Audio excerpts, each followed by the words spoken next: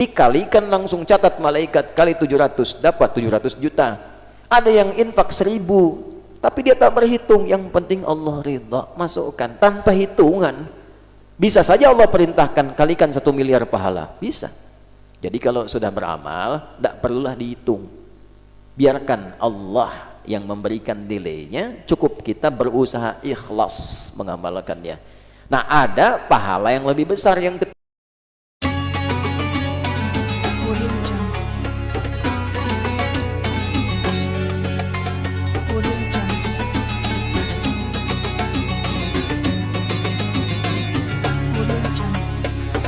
Nah, Ustadz, ada nggak amalan atau amalan kita supaya bisa ke tanah suci Mekah, karena saya jujur rindu ingin ke sana? Ada. Satu, nabung. Karena ini amalan termasuk amalan campuran fisik dan harta. Amal itu dibagi 3, amal fisik yang tidak pakai harta, amal harta, 3 amal fisik dan harta. Amal fisik seperti sholat, sholat tidak melibatkan harta kecuali pakaian yang menutup aurat. Jadi tidak boleh ada orang masjid ke Nurul Huda ditarif misalnya, sholat duhur 4.000, sholat maghrib 7.000, ya, nggak bisa. Sholat ya sholat.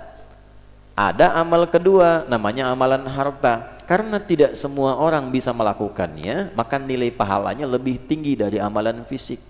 Amal fisik sekali 10, berjamaah 27, di masjid kali 25.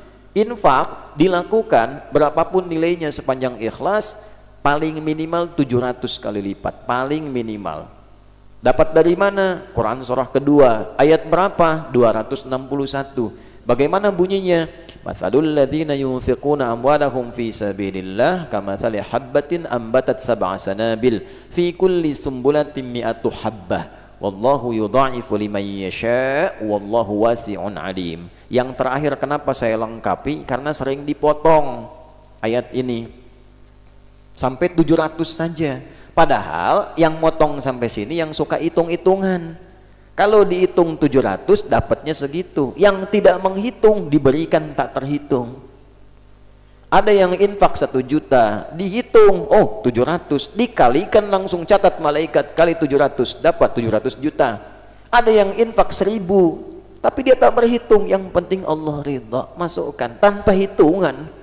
Bisa saja Allah perintahkan kalikan 1 miliar pahala, bisa.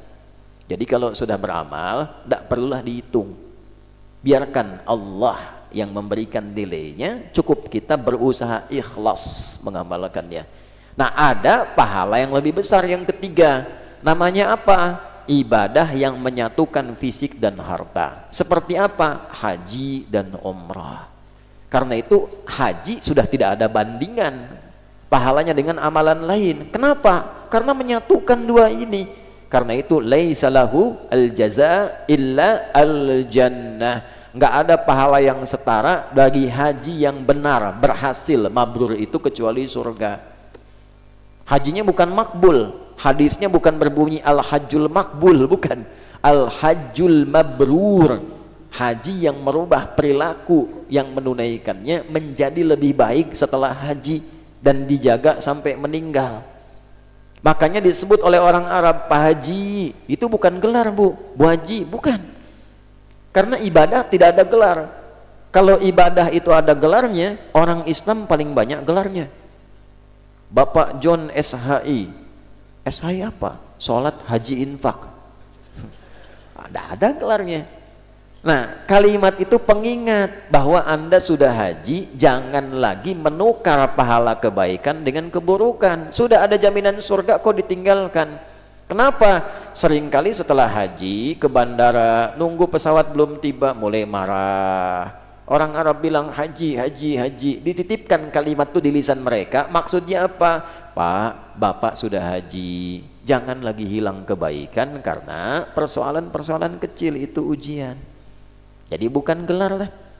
Ya, Pak Anwar, tak mau tengok. Haji Anwar, oh iya. Nah, itu ya. Nah, itu bukan gelar. Untuk ke situ perlu ada ikhtiar, nabung, supaya kelihatan oleh Allah, cari perhatian Allah. Ikhtiar dulu. Ikhtiar yang kedua, doa. Ikhtiar yang ketiga, bacakan ayat-ayat Quran dalam kesempatan solat-solat khusus seperti tahajud. Ayatnya tentang keinginan haji dan umrah. Contohnya di mana? Di Quran surah kedua. Di ayat berapa? Ayat 196 sampai dengan ayat 204. Itu sampai 203 lah. Ya, pas 203. Wadhkurullaha fi ayyamin ma'dudat. Jadi sampai dengan 203 ayat 196 wa atimmul hajja wal umrata lillah. Saya pernah ijazahkan ayat itu pada seorang jamaah yang rajin ikut pengajian. Pertanyaannya persis seperti ini. Beliau itu seorang imam di musola biasa. Nah, kami biasanya saat musim-musim haji suka mengadakan manasik terbuka. Siapa aja boleh ikut. Sebentar ya. Walaupun belum tentu apa? Belum tentu berangkat. Jadi ketika kemudian datang ikut manasik, nangis, Bu. Lihat miniatur Ka'bah itu seakan-akan berada di area itu. Kemudian yang lain sibuk seperti ini, merekam pakai handphone itu. Beliau tuh ikutin tawaf tuh bacaannya ini. Setelah itu kurang lebih 3 hari kemudian ada pengajian, orangnya nggak ada. Pekan depannya nggak ada lagi. Nah, setelah selesai musim haji, pengajian kami berlangsung karena saya tidak berangkat waktu itu. Datang, ikut pengajian, saya tanya, antum kemana kemarin? Berapa kali absen? Afwan Ustadz, saya nggak sempat bilang, saya izin kemarin haji. Kok bisa saya bilang? Jadi waktu selesai manasik pulang, saya imami, saya terus baca surat yang Al-Baqarah itu. Tiba-tiba di belakang ada yang tanya, Ustadz kok bacanya itu terus, katanya. Ustadz sudah haji belum? Belum. Udah, ikut di tahun ini kita berangkat dengan saya pakai ONH+. Itu nyata. Tapi tidak menarik akhirat untuk dunia. Jadi jangan ditariknya baca ini supaya haji. Nah, sekarang kan banyak begitu, baca ini supaya ini. Tidak. Tugas kita itu cuma baca saja. Ya, tarik ke akhirat, biarkan Allah yang memimpin dan menjalani takdir kita bagi kita semua. Diperjalankan kita maksudnya ke situ. Ya. Jadi silahkan itu diamalkan.